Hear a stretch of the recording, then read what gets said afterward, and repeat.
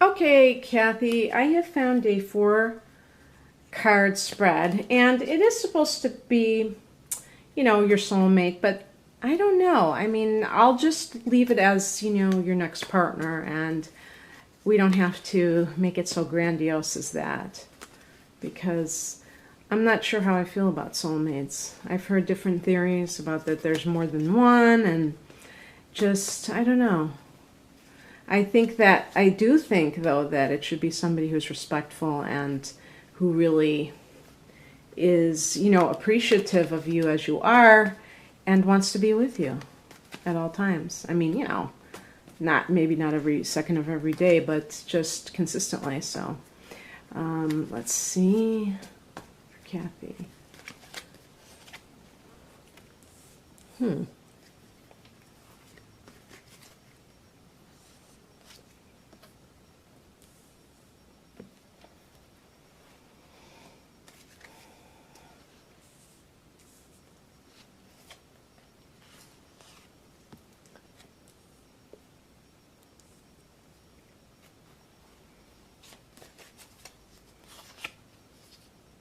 Wow, that's a wonderful outcome. That is really cool. Okay, so the first card is just describing this person in general, and this is the Page of Cups. So, wow, I was wondering if this guy is going to be a water sign, and you do have a lot of water in you. So, you see that this in the Morgan Greer deck, they have this fish jumping out of the cup. So I don't know if they mean to kind of really emphasize Pisces over all the other water signs. And I don't know. This card also relates to somebody who is artistic. Oh my God, I just thought of something. Because this guy is younger, because it's also a card about somebody who's younger than you. But, it could be just, maybe it's just related to the fact that he's an artist and he's younger than you and not necessarily a water sign, but maybe there's somebody else that is out there. It is somebody who's a gentle soul, however, maybe even on the naive side, and as somebody who's very compassionate, somebody who has psychic tendencies. So maybe in one of those groups that you belong to, you will actually run into somebody who kind of represents those qualities. And maybe this is not this particular man, but if you are attracted to people who are creative, then it could be somebody else who is an artistic soul. Okay, so I'm going to leave that, but I just thought that was wonderful because you do have a signature of water, and maybe that's part of the problem, is that you find yourself attracted to either the air signs or the fire signs, and maybe they're a little bit too insensitive and self-absorbed to really be ultimately compatible with you on the emotional level. This is talking about either the place or the time when you will run into this person. Now, this card in and of itself is not a positive card because it's associated with anxiety, but we're talking about time periods, and I'm thinking, now this could be totally off. I'd have to look it up, and maybe when I send off your reading, I will just quickly, I don't know, I have a book that kind of gives the correspondences with all of the minor arcana cards and times of the year. For some reason, I was thinking in late September because it's a 9 and swords represent the air signs, and that would be during the time of Libra. So maybe in the time between the equinox and the end of the month, and of course we do have a new moon on the 30th. Maybe that's the time when you will meet this person. But that's just something that came to me, and I don't know if it's really going to be accurate and if it goes along with what the book typically says about assigning certain times of the year. So, and it could, if it's in terms of places, it could be any kind of a place too that's associated with intellectual pursuits, or you could just say by extension cultural pursuits. So museums, galleries, maybe even concert halls. And so it seems like it would be in the mental realm, universities, libraries, things like that, if you went to a lecture or something like that. So, okay. And the third card is more about why you came together, the spiritual reasons. And obviously, one card isn't going to explain all of that, but we can just get some kind of a brief thing. And it is a card of duality, though. The Two of Pentacles.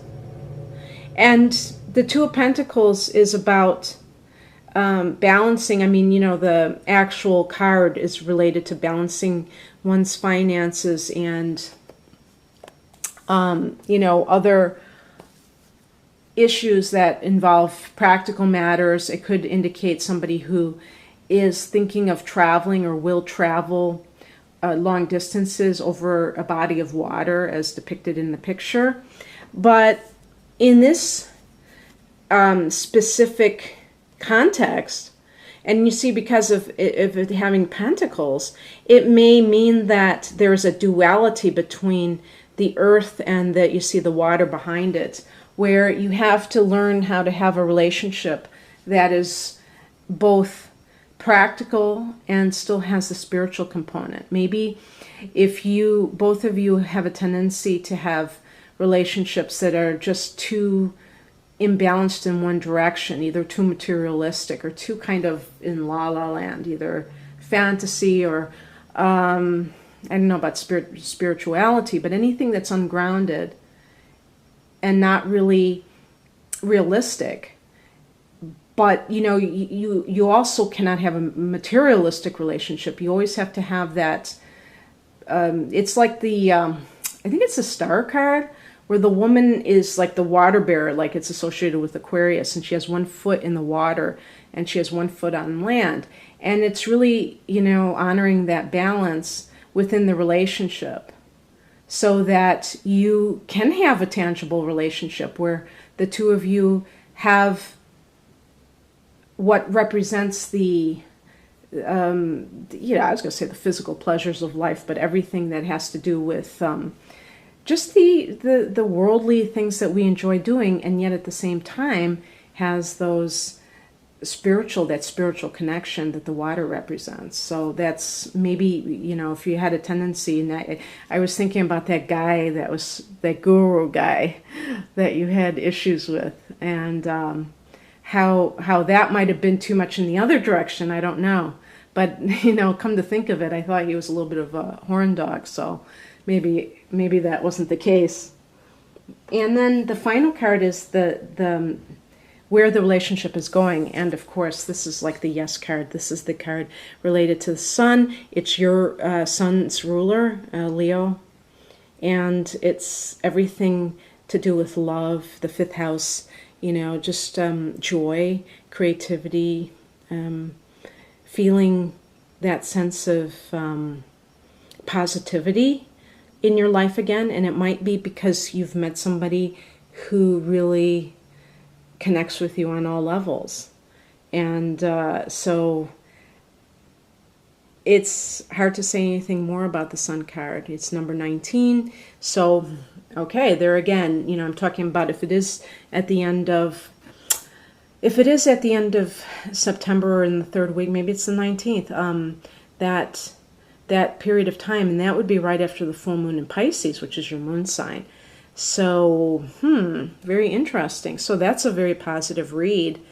And you know, it's so nice because the sun card, you know, as number 19, in numerology, 19 reduces to a 1, but it's got that dual thing of the 1 being the new start and the 9 being the resolution, and then together it adds up to a 1. So it's like to me, it's kind of like a portal in the sense that it's like out one door and into the next. And so maybe it's like, you know, meeting this person divides your life into two parts, before and after. And yeah, so I hope that this portion of the reading was helpful for you. And I will try to look up the Nine of Swords to see more about the timing. But okay, Kathy, well, I hope you enjoyed this. Bye.